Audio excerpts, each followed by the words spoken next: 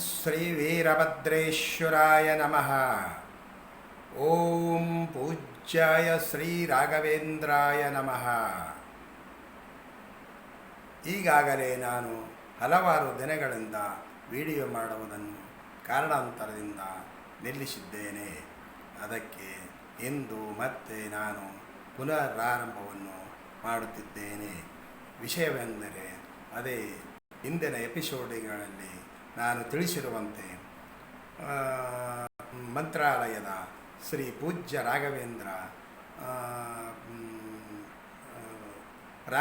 ಮಹಾಸ್ವಾಮಿಗಳ ವಾಸಸ್ಥಳದ ಬಗ್ಗೆ, ಅಂದರೆ ಅಲ್ಲಿ ಅವರು ನೆಲೆಸಿರುವಂಥ ವಾಸ್ತುಶಾಸ್ತ್ರವು ಯಾವ ರೀತಿ ಇದೆ ಎಂಬುದು, ವಾಸ್ತು ಪ್ರಕಾರ ನೆಲೆಸಿದ್ದಾರೆಂದು ಹೇಳಲಿಕ್ಕೆ ನಾನು ಇಷ್ಟಪಡುತ್ತೇನೆ. ಇದೇ ರೀತಿ ಅಲ್ಲಿ ಪೂಜ್ಯ ಶ್ರೀ ರಾಘವೇಂದ್ರ ನೆಲೆಸಿರುವಂಥ ಸ್ಥಳವು ಅತ್ಯಂತ ವಾಸ್ತು ಪ್ರಕಾರವಾಗಿ ಇರುವ ಕಾರಣ ಆ ಸ್ಥಳದಲ್ಲಿ ಆ ಮಹಿಮರು ನೆಲೆಸಿರುವಂಥ ಬೀಡು ಅದೆಷ್ಟು ಭಕ್ತರಿಂದ ತುಂಬಿ ತುಳುಕುತ್ತದೆ ಎಂದರೆ ಅದು ಹೇಳಲಿಕ್ಕೆ ಅಸಾಧ್ಯವಾದ ಮಾತು. ಈಗಾಗಲೇ ಇದೇ ರೀತಿ ಹೇಳಿದ್ದೇನೆ, ಪುನಃ ಅದು ಹೇಳುವುದೇನು ಅಷ್ಟೊಂದು ಸಮಜಾಶವಲ್ಲ.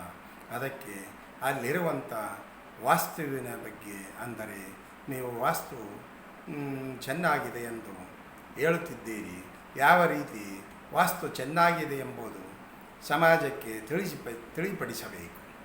ಆವಾಗ ಮಾತ್ರ ಮಠವಾಗಲಿ, ಮಂದಿರವಾಗಲಿ, ಮನೆಯಾಗಲಿ, ಈ ಭೂಮಿಯ ಮೇಲೆ ಯಾವುದೇ ಕಟ್ಟಡವಿದ್ದರೂ ವಾಸ್ತು ಪ್ರಕಾರ ಇದ್ದಾಗ ಮಾತ್ರ ಅದು ಮಠವಾಗಲಿ, ಮಂದಿರವಾಗಲಿ, ದೇವರಾಗಲಿ, ಚರ್ಚಾಗಲಿ, ಮಸೀದಿಯಾಗಲಿ, ಯಾವುದೇ ಆಗಲಿ ವಾಸ್ತುಶಾಸ್ತ್ರದ ಪ್ರಕಾರ ಇದ್ದಾಗ ಮಾತ್ರ ಅದು ಒಳ್ಳೆಯ ರೀತಿಯಿಂದ ಇರುತ್ತದೆ. ಅಲ್ಲಿ ಬರುವಂಥ ಮಠವಾದರೆ, ಮಂದಿರವಾದರೆ ಭಕ್ತರು ಅದೆಷ್ಟು ತುಂಬಿ ತುಳುಕುತ್ತಿದ್ದಾರೆ, ಆ ಮಂದಿರವು ಅದೆಷ್ಟು ಭಕ್ತರು ಸಲ್ಲಿಸುವಂಥ ಕಾಣಿಕೆಗಳಿಂದ ಅದೆಷ್ಟು ಅಭಿವೃದ್ಧಿ ಹೊಂದುತ್ತದೆಂದು ಹೇಳಲಿಕ್ಕೆ ಅಸಾಧ್ಯವಾದ ಮಾತು. ಇದಕ್ಕೆ ನಿರ್ದರ್ಶನವೆಂಬುವಂತೆ ಪೂಜ್ಯ ಶ್ರೀ ರಾಘವೇಂದ್ರ ಮಹಾಸ್ವಾಮಿಗಳು ನೆಲೆಸಿರುವಂಥ ವಾಸ್ತುಶಾಸ್ತ್ರದ ಪ್ರಕಾರ ಅಲ್ಲಿ ಬೀಡು ಬಿಟ್ಟಿದ್ದಾರೆಂದರೆ ಆ ಮಹಿಮರು ಅದು ಎಷ್ಟು 3-4 ಶತಮಾನದಿಂದ ಒಂದೇ ರೀತಿಯಾಗಿ ನಡೆಯುತ್ತದೆ. ಪ್ರತಿ ಶತಮಾನದಲ್ಲಿ, ಅಂದರೆ ಪ್ರತಿ 10 ವರ್ಷಕ್ಕೆ ಒಮ್ಮೆ ಅದು ಉನ್ನತವಾದ ಸ್ಥಿತಿಗೆ ಹೋಗುತ್ತದೆ ಹೊರತು ಅದು ಎಂದು ಹಿನ್ನಡೆ ಎಂಬುದು ಅನುಭವಿಸಿಲ್ಲ.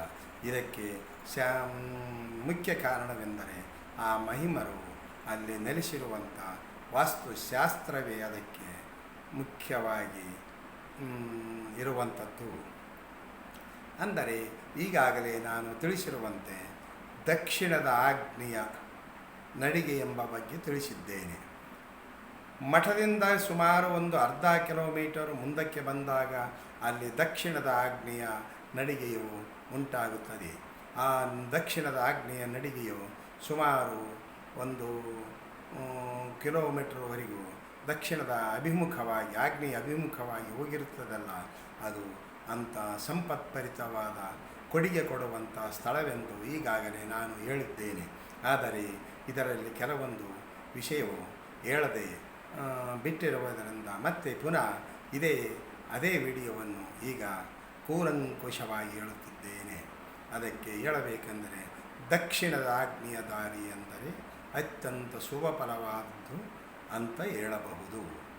ಆ ಮಠವಾಗಲಿ, ಮನೆಯಾಗಲಿ, ಮಂದಿರಕ್ಕಾಗಲಿ, ಮಸೀದಿಗಾಗಲಿ, ಯಾವುದಕ್ಕೆ ಆಗಲಿ, ಒಂದು ಆಸ್ಪತ್ರೆಗಾಗಲಿ ದಕ್ಷಿಣದ ಆಗ್ನೇಯ ನಡಿಗೆ ಇದ್ದರೆ ಅಲ್ಲಿಗೆ ಬರುವಂಥವರು ಒಳ್ಳೆಯ ಕೊಡುಕೊಳ್ಳುವ ವ್ಯವಹಾರವಂಥದ್ದು. ಹಂಗೆ ಅದು ಒಂದು ಇಡೀ ಸಮಾಜದಲ್ಲಿ ಒಂದು ಉನ್ನತವಾದ ಮಟ್ಟಕ್ಕೆ, ಮಂದಿರವಾದರೆ ಉನ್ನತವಾದ ಮಟ್ಟಕ್ಕೆ ಇರುತ್ತದೆಂದು ಹೇಳಲು ಇಷ್ಟಪಡುತ್ತೇನೆ. ಈಗಾಗಲೇ ಆ ದಕ್ಷಿಣದ ಆಗ್ನೇಯದಿಂದ ಅದೆಷ್ಟು ನಾಡಿನಾದ್ಯಂತ, ದೇಶದಾದ್ಯಂತ ಭಕ್ತರು ಬರುತ್ತಿದ್ದಾರೆಂದರೆ ಅದಕ್ಕೆ ಇಂತಿಷ್ಟೇ ಅಂತ ಮಿತಿಯಿಲ್ಲ. ಭಕ್ತರು ತುಂಬಿ ತುಳುಕುತ್ತಿದ್ದಾರೆ. ಯಾವುದೇ ಸಣ್ಣ ಪುಟ್ಟ ಕಾರ್ಯಕ್ರಮ ಇದ್ದರೆ 1000ರಿಂದ 2000 ಜನರು ಯಾವಾಗಲೂ ಬರುವುದುಂಟು. ಇನ್ನು ಯಾವುದೇ ಮುಖ್ಯವಾದ ಕಾರ್ಯಕ್ರಮ ಇದ್ದರೆ ಅಲ್ಲಿ ನೆಲೆಸಿರುವಂಥದ್ದು ಲಕ್ಷಾನುಗಟ್ಟಲೆ ಜನರು ಆ ದಕ್ಷಿಣದ ಆಗ್ನೇಯ ಕೊಡುಗೆಯಿಂದ ಪೂಜ್ಯ ಶ್ರೀ ರಾಘವೇಂದ್ರರ ದರ್ಶನಕ್ಕೆ ಬರುವಂಥ ಭಕ್ತಾದಿಗಳು ಅಷ್ಟೊಂದು ಜನನಿ ಬೇಡಿ ತುಂಬಿ ತುಳುಕುತ್ತದೆ ಎಂದು ಇದಕ್ಕೆ ವಾಸ್ತುಶಾಸ್ತ್ರವೇ ದಕ್ಷಿಣದ ಆಗ್ನೇಯ ನಡಿಗೆ ಎಂದು ಹೇಳಲು ಇಷ್ಟಪಡುತ್ತಿದ್ದೇನೆ.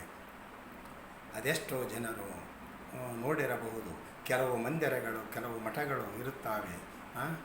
ಇದೇ ಪೂಜ್ಯ ಶ್ರೀ ರಾಘವೇಂದ್ರ ಮಠಗಳು ಅಲ್ಲಲ್ಲಿ ಬೇರೆ ಬೇರೆ ಸ್ಥಳದಲ್ಲಿ ಇದ್ದಾವೆ.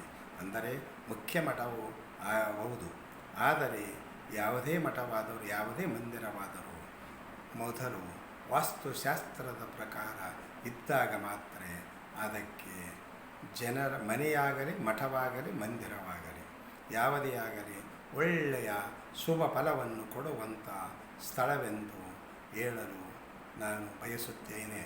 ಅದಕ್ಕೆ ತಾವು ಯಾವುದೇ ತಮ್ಮ ತಮ್ಮ ಗ್ರಾಮಗಳಲ್ಲಿ ತಮ್ಮ ತಮ್ಮ ಊರುಗಳಲ್ಲಿ ತಾವು ಮಠ ಮಂದಿರಗಳು ಇದ್ದರೆ ತಾವು ಅದನ್ನು ಅಲ್ಪ ಮಟ್ಟಿಗೆ ಆದರೂ ಶಾಸ್ತ್ರೋಕ್ತವಾಗಿ ದಾರಿಯು ನೋಟವಾಗಲಿ ಗುಡಿಯ ಮಂದಿರದ ದ್ವಾರಗಳಾಗಲಿ ಸರಿಯಾದ ರೀತಿಯಿಂದ ತಿದ್ದಿಕೊಂಡು ಏನಾದರೂ ತಪ್ಪಿದ್ದರೆ ಮತ್ತೆ ಆ ಮಂದಿರಕ್ಕೆ ಪುನರ್ಜೀವನ ಅಂದರೆ ಕೊಟ್ಟಂತೆ ಆಗುತ್ತದೆ. ಇದು ತಾವು ಪರೀಕ್ಷಿಸಿ ನೋಡಬಹುದು. ಇದು ಬಹಳ ಮಹತ್ವವಾದ ವಿಚಾರ. ಅದಕ್ಕೆ ಯಾವುದೇ ಮಂದಿರವಾಗಲಿ ಮಠವಾಗಲಿ ಇದಕ್ಕೆ ನಿರ್ದೇಶನವೆಂಬಂದರೆ ದಕ್ಷಿಣದ ಆಗ್ನೇಯ ನಡಿಗೆ ಇರುವಂಥ ಪೂಜ್ಯ ಶ್ರೀ ರಾಘವೇಂದ್ರರ ಆ ಮಹಿಮನ ಅದೆಷ್ಟು ನಾಡಿನಾದ್ಯಂತ ಪ್ರಚಾರದಿಂದ ಕೂಡಿದೆ. ದೇಶ ವಿದೇಶಗಳಲ್ಲಿ ಭಕ್ತರು ಬರುತ್ತಿದ್ದಾರೆಂದರೆ ಅವರು ನೆಲೆಸಿರುವ ಸ್ಥಳವೇ ಅಂತ ಮಹತ್ವವಾದದ್ದೆಂದು ಹೇಳುತ್ತೇನೆ.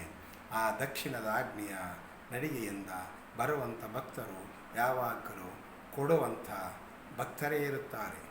ಅಂದರೆ ಅತಿ ಶೂರತನದಿಂದ, ಅಂದರೆ ಅಲ್ಲಿಗೆ ಬರುವಂಥ ವ್ಯಕ್ತಿಗಳು ಒಳ್ಳೆಯ ನಡೆಯಿಂದ ನುಡಿಯಿಂದ ಬರುವಂಥ ವ್ಯಕ್ತಿಗಳು ಪ್ರಾಮಾಣಿಕವಾಗಿ ಆ ಮಂದಿರಕ್ಕೆ ತಾವು ಬೇಡಿಕೆ ಸಲ್ಲಿಸಿದಂಥದ್ದು ಅದೆಷ್ಟೋ ಜನರು ಅದೆಷ್ಟೋ ಕೊಡುಗೆಯನ್ನು ಕೊಡುತ್ತಿದ್ದಾರೆಂದರೆ ಅದಕ್ಕೆ ಹೇಳತೀರದು. ಇದಕ್ಕೆ ದಕ್ಷಿಣದ ಆಗ್ನೇಯ ಬಾಗಿಲು ನಡಿಗೆ ಅರ್ಧ ಕಿಲೋಮೀಟ್ರು ಮಂದಿರದಿಂದ ಮುಂದಕ್ಕೆ ಹೋಗಿದೆಯಲ್ಲ, ಆ ನಡಿಗೆಯೇ ಆ ಮಹಿಮನಿಗೆ ಅತ್ಯಂತ ಸಂಪದ್ಭರಿತವಾದ ಕೊಡುಗೆ ಕೊಡುವಂಥ ಸ್ಥಳ. ಅದಕ್ಕೆ ತಾವು ಈ ವಿಷಯವಾಗಿ ಬಹಳ ತಮ್ಮ ತಮ್ಮ ಮನೆಗಳಲ್ಲಾಗಲಿ ಮಠದಲ್ಲಾಗಲಿ ಮಂದಿರಗಳಲ್ಲಾಗಲಿ ಚರ್ಚ್ಗಳಲ್ಲಾಗಲಿ ಸರಿಯಾಗಿ ನೋಡಿ ಕೆಲವೊಂದು ಸಣ್ಣ ಪುಟ್ಟ ತಪ್ಪುಗಳು ಇದ್ದರೆ ತಿದ್ದಿಕೊಂಡಾಗ ಆ ಮನೆಯಾಗಲಿ ಮಠವಾಗಲಿ ಮಂದಿರವಾಗಲಿ ಒಂದು ಒಳ್ಳೆಯ ಶುಭ ಫಲವನ್ನು ಕೊಡುವಂಥ ಸ್ಥಳವಾಗುತ್ತದೆ ಎಂದು ನಾನು ಹೇಳುತ್ತೇನೆ. ಇದು VK ನಿಜವಾಸ್ತು ಚಾನಲ್ ಇವರ ಪ್ರಸ್ತುತಪಡಿಸುತ್ತಿರುವ 68ನೆಯ ಎಪಿಸೋಡು. ಅದಕ್ಕಾಗಿ ನಮ್ಮ ಈ ವಿಡಿಯೋಗೆ ಲೈಕ್ ಮಾಡಿ, ಶೇರ್ ಮಾಡಿ, ಇತರರಿಗೆ ಶೇರ್ ಮಾಡಿ, ತಿಳಿಯಲಿ ತಮ್ಮ ತಮ್ಮ ಗ್ರಾಮಗಳಲ್ಲಿ ತಮ್ಮ ತಮ್ಮ ಮಠಗಳಲ್ಲೂ ಯಾವುದೇ ರೀತಿಯಿಂದ ತಪ್ಪಿನಿಂದ ಕೂಡಿದ್ದರೆ ತಿದ್ದಿಕೊಂಡು ಮಾಡಿಕೊಂಡರೆ ಮತ್ತೆ ಅಭಿವೃದ್ಧಿಯ ದಿಕ್ಕಿನತ್ತ ಸಾಗುತ್ತವೆ, ಮನೆಯಾಗಲಿ ಮಂದಿರವಾಗಲಿ ಮಠವಾಗಲಿ. ಅದಕ್ಕೆ ಯಾವುದೇ ತೊಂದರೆ ಇದ್ದರೂ ತಾವು ತಮ್ಮ ತಮ್ಮ ಮಠಗಳು ಮಂದಿರಗಳು ಸ್ಥಳಗಳು ಮನೆಗಳು ಆಸ್ಪತ್ರೆಗಳು ಇತರ ಯಾವಾದೇ ಆದರೂ ತಾವು ತಮ್ಮ ತಪ್ಪು ನಡೆಯಿದ್ದರೆ ನೋಡಿ ತಿದ್ದಿಕೊಳ್ಳಬೇಕೆಂದು ನಾನು ಹೇಳಬಯಸುತ್ತೇನೆ. ಅದಕ್ಕೆ ನಮ್ಮ ಚಾನಲ್ಗೆ ಲೈಕ್ ಮಾಡಿ, ಶೇರ್ ಮಾಡಿ, ಇತರರಿಗೆ ಶೇರ್ ಮಾಡಿ, ಬೆಲ್ ಐಕಾನ್ ಒತ್ತಿ ಸಬ್ಸ್ಕ್ರೈಬ್ ಮಾಡಿ ಎಂದು ಹೇಳಿ ನಾನು ಮುಂದಿನ ವಿಡಿಯೋ ಪೂಜ್ಯ ಶ್ರೀ ರಾಘವೇಂದ್ರರ ಬಗ್ಗೆ ಇನ್ನೂ ಹಲವಾರು ವಿಡಿಯೋಗಳು ಹೇಳುತ್ತೇನೆ. ಮುಂದಿನ ವಿಡಿಯೋದಲ್ಲಿ ಮುಖ್ಯವಾದ ಒಂದು ವಿಷಯವನ್ನು ತಿಳಿಸುತ್ತೇನೆ.